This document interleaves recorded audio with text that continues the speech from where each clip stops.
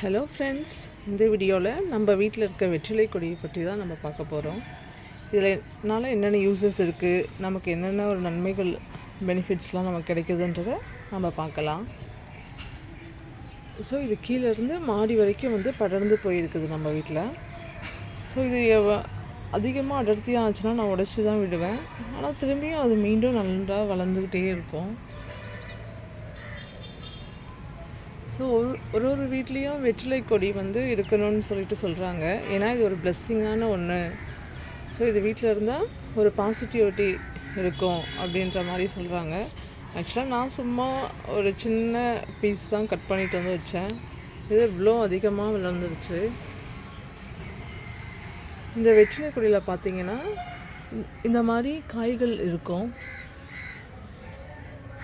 அந்த காய்களை வச்சு ஒன்றுமே பயன்படுத்த மாட்டாங்க. பட் இந்த வெற்றிலை ரொம்ப அதிகமான மருத்துவ பயன்களுடையது.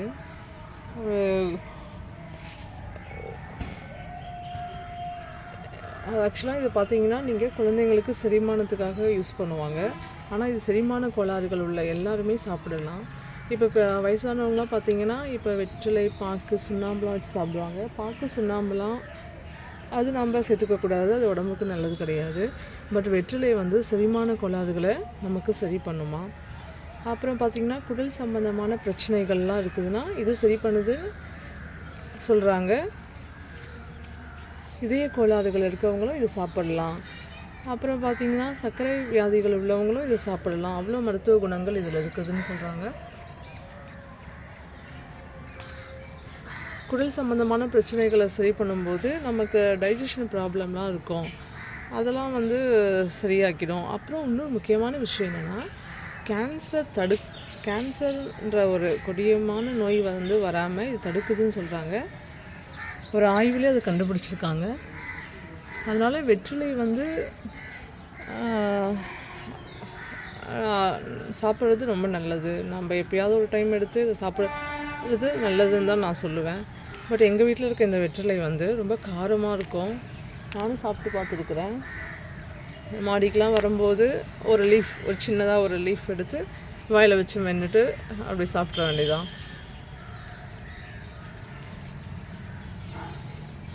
ஸோ இந்த வெற்றிலை செடி பற்றி மற்ற டீட்டெயில்ஸ் ஏதாவது தெரியுதுன்னா நீங்கள் கமெண்ட்டில் சொல்லுங்கள்.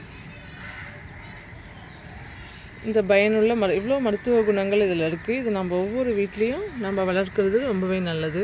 அதனால் கண்டிப்பாக ஒரு பீஸ் இருந்தால், ஒரு சின்ன துண்டு பீஸாக கட் பண்ணி வச்சா ஒரு தொட்டியில் வச்சாலே போதும். இது நல்லாவே வளர்ந்துடும்.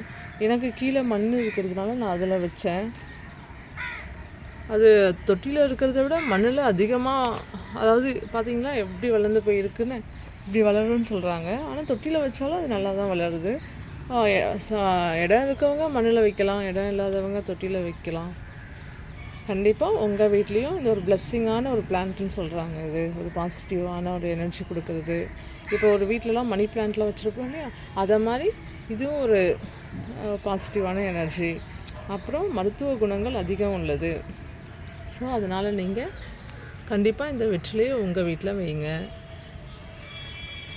வெற்றிலையில் அதிகமான பயன்கள் இருக்குது. உங்களுக்கு தெரிஞ்ச பயன்கள் ஏதாவது இருந்தாலும் நீங்கள் கமெண்ட்டில் சொல்லுங்கள். மீண்டும் அடுத்த வீடியோவுடன் உங்களை சந்திக்கிறேன். நன்றி, வணக்கம்.